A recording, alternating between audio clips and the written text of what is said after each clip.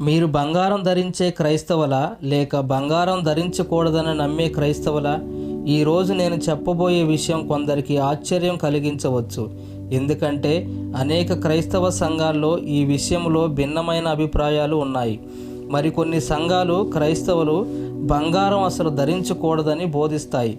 మరికొన్ని సంఘాలు గర్వం, ఆడంబరం లేకుండా ధరిస్తే తప్పు కాదని బోధిస్తాయి. మరి ఏది నిజం? బైబుల్ నిజంగా ఏం చెబుతుంది?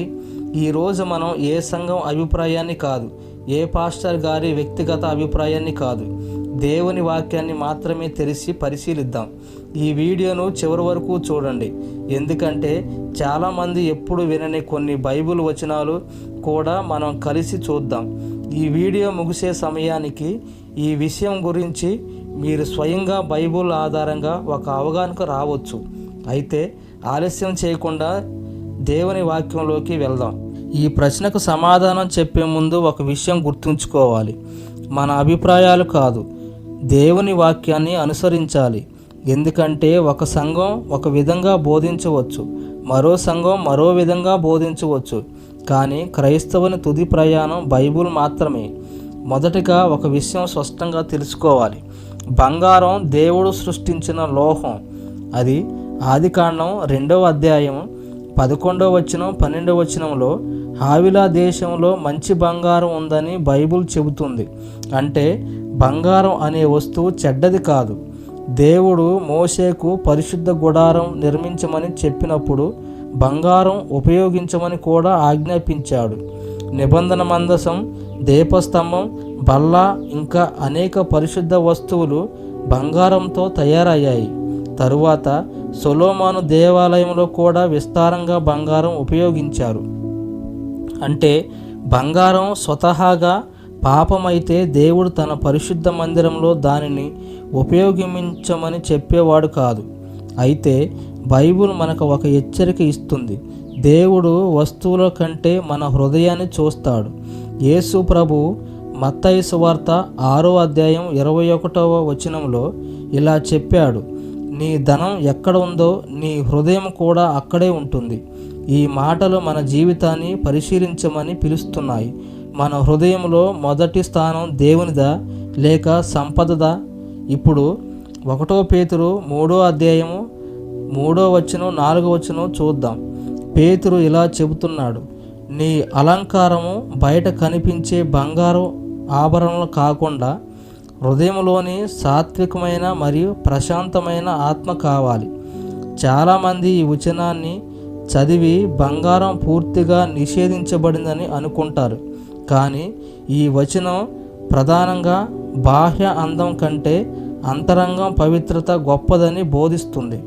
అలాగే 1 తిమోతికి 2వ అధ్యాయం 9-10లో అపోస్తలుడైన పౌలు స్త్రీ మర్యాదగా వినయంతో మంచి క్రియలతో తమను అలంకరించుకోవాలని బోధించాడు. అంటే దేవునికి ముఖ్యమైనది మన వస్తువులు లేదా నగలు కాదు, మన హృదయం. పాత నిబంధనలో అబ్రహాము సేవకుడు రిబ్కాకు బంగారం ముక్కు పుడక, బంగారు కడియాలు బహుమతిగా ఇచ్చాడు. బైబిల్ దానిని తప్పు అని చెప్పలేదు. అయితే నిర్గమకాండంలో 32లో ప్రజలు తమ బంగార ఆభరణాలతో బంగారు దూడను తయారు చేసి విగ్రహారాధన చేశారు. అక్కడ దేవుడు బంగారాన్ని శిక్షించలేదు, విగ్రహారాధనను శిక్షించాడు. ఇక్కడ మనం ఒక గొప్ప పాఠం నేర్చుకోవాలి. వస్తువు కాదు, దానికి మనం ఇచ్చే స్థానం ముఖ్యమైనది.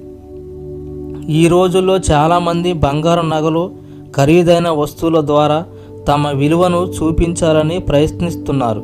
కానీ దేవుడు మన విలువను బంగారంతో కొలవడు. యేసుక్రీస్తు శిలువలో సిందించిన రక్తంతో కొలుస్తాడు. బైబిల్లో అబ్రహాము, యోబు, దావీదు, సొలొమోను వంటి అనేక మంది ధనవంతులు ఉన్నారు. దేవుడు వారిని ఆశీర్వదించాడు. కానీ వారి సంపద దేవుని స్థానాన్ని ఆక్రమించకూడదని బైబిల్ బోధిస్తుంది.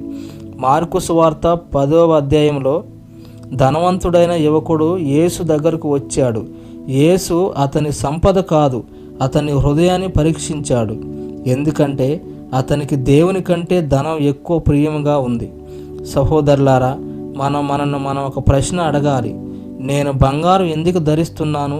దేవుని మహిమ కోసమా లేక ఇతరులను ఆకట్టుకోవటానికా? నీ హృదయంలో దేవునికి మొదటి స్థానం ఉన్నాడా? ఈ ప్రశ్నకు నిజాయితీగా సమాధానం చెప్పాలి. ముగింపుగా ఒక విషయం గుర్తుంచుకోండి, బైబిలు బంగారాన్ని కాదు, మన హృదయాన్ని పరిశీలిస్తుంది. గర్వం, ఆడంబరం, ధనాశ, విగ్రహారాధన వీటిని దేవుడు వ్యతిరేకిస్తాడు. కానీ ప్రేమ, వినయం, పవిత్రత, దయ, క్షేమ, విశ్వాసం ఇవే దేవునికి ఇష్టమైన నిజమైన ఆభరణాలు. కాబట్టి మన జీవితంలో యేసుక్రీస్తు మొదటి స్థానం పొందాలి. మన అందం బంగారం, ఆడంబరం కాదు, క్రీస్తు స్వభావంలో కనిపించాలి. బైబిల్ ప్రధానంగా మన హృదయాన్ని పరిశీలిస్తుంది. బంగారం మన జీవితంలో గర్వానికి, ఆడంబరానికి, ధనాశకు లేక ఇతరులను ఆకట్టుకోవాలనే కోరికకు కారణమవుతుంది. దానికి దూరంగా ఉండటం జ్ఞానమైన నిర్ణయం. ఒకవేళ అది దేవునితో మన సంబంధాన్ని బలహీనపరుస్తుంటే దానిని విడిచిపెట్టడం మేలైనది. క్రైస్తవుని నిజమైన అందం బంగారం, ఆభరణాల్లో కాదు, ప్రేమ, వినయం, పవిత్రత, దయ, విశ్వాసం వంటి క్రీస్తు స్వభావంలో ఉంది. మన జీవితంలో మొదటి స్థానం ఎప్పుడూ యేసుక్రీస్తుకే ఉండాలి. ఆయనను మహిమపరిచే విధంగా జీవించటం ప్రతి విశ్వాసి లక్ష్యంగా ఉండాలి. దేవుడు మన బయటి అలంకారాన్ని కాదు, మన హృదయాన్ని చూస్తాడు. చివరిగా నా వ్యక్తిగతమైన అభిప్రాయం ఏమిటంటే, మనం బైబిల్ వెలుగులో ఒక ముఖ్యమైన విషయాన్ని పరిశీలించాము. ప్రతి విశ్వాసి తన జీవితాన్ని దేవుని వాక్యానికి లోపరుచుకోవాలి. మన అలంకారం కంటే మన హృదయం దేవునికి ప్రీతికరంగా ఉండాలి. గర్వం, ఆడంబరం, ధనాశ వంటి వాటికి దూరంగా ఉండి దేవుని ప్రేమ, వినయం, పవిత్రత, విశ్వాసం అనే క్రీస్తు స్వభావాన్ని ధరించాలి. మన జీవితంలో మొదటి స్థానం ఎప్పుడూ యేసుక్రీస్తుకే ఇవ్వాలి.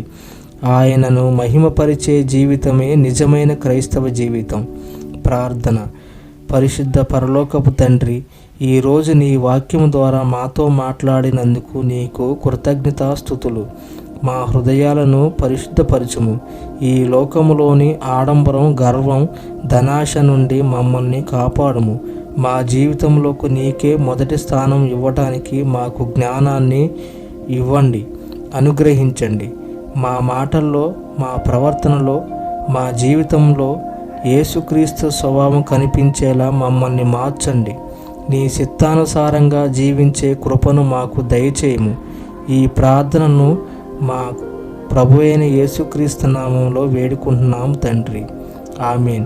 ఈ వీడియో మీకు ఆశీర్వాదకరంగా అనిపిస్తే దయచేసి లైక్ చేయండి, షేర్ చేయండి, సబ్స్క్రైబ్ చేసుకోండి. దేవుడు మిమ్మల్ని, మీ కుటుంబాలను ఆశీర్వాదకరంగా దీవించునుగాక. ఆమేన్.